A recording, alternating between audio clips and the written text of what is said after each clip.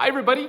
Pastor Tim here from Calvary Church in Pueblo, Colorado, and this is the message recap, rewind, and bonus features from the sermon we had here on March 27th, 2022, while we were looking at the book of Hebrews.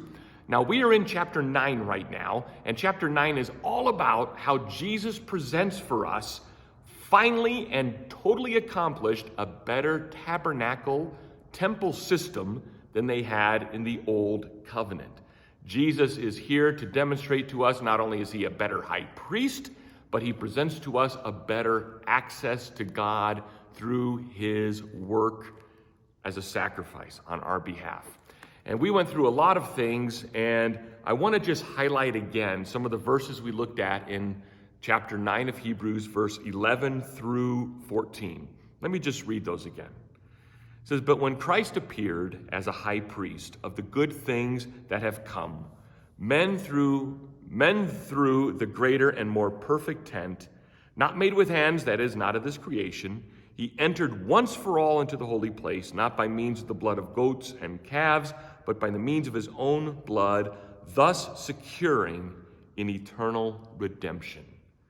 The beauty of what the author of Hebrews is telling us there is that in the past, the way in which we entered into a relationship with God and sought forgiveness and acquired that closeness of relationship was through lots of ceremonial washings and cleansing and sprinkling of blood and, of course, of sacrifices.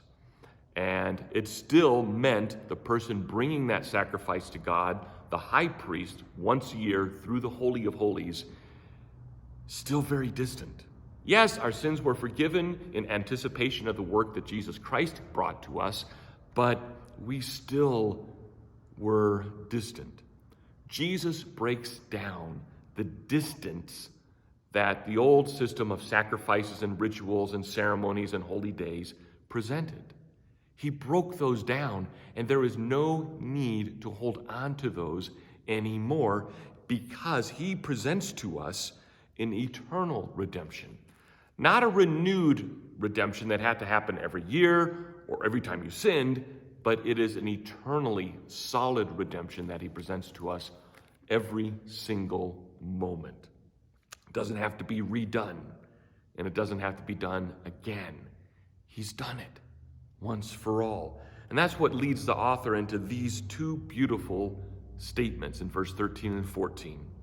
"For if the blood of bulls and goats and the sprinkling of the defiled person with the ashes of a heifer sanctified for the purification of the flesh, how much more will the blood of Christ, who through the eternal Spirit offered himself without blemish to God, purify your conscience from dead works to serve the living God?"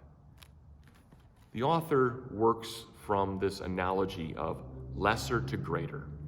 If the lesser system, which was about bulls and goats and sprinkling and spreading ashes that just cleansed your flesh, if this had benefit, and it did have benefit, how much more benefit is there to the once and for all sacrifice of Jesus Christ? How much more precious is his blood in covering our sins? If the lesser system had benefit, what greater benefit does the better system have? And he tells us that better benefit is that we are purified of conscience and that we are freed from those dead work systems and we are able to serve the living God. And as I ended the message on the 27th, I ended today as well. That ringing message of how are you serving the living God? How are you serving him?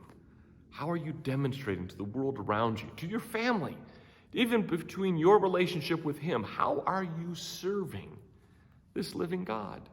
That's a huge challenge. It's a daily challenge. It is a forever challenge. How am I going to daily serve my living God? Because he's cleansed me from all these dead works. He's purified my conscience once and for all. I don't have to repeat, how do I get into a relationship with him? It's done. Jesus Christ secured that relationship with the Father. But only through Christ can I have that relationship with the Father. Not through the previous covenant of dead works. I can't. But through him I can, and only through him. So how am I doing that today? I ask myself that question.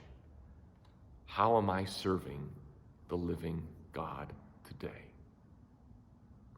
I hope that question, I hope it doesn't bother you, but I hope it sticks with you.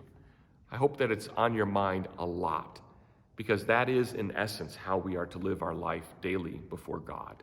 How do I serve him? How do I serve him? How do I serve him by loving him? How do I serve him by loving others? How do I serve him with my gifts, my talents, my money, my time, my thought life, my dreams, my hopes? How do I serve him in my entire life?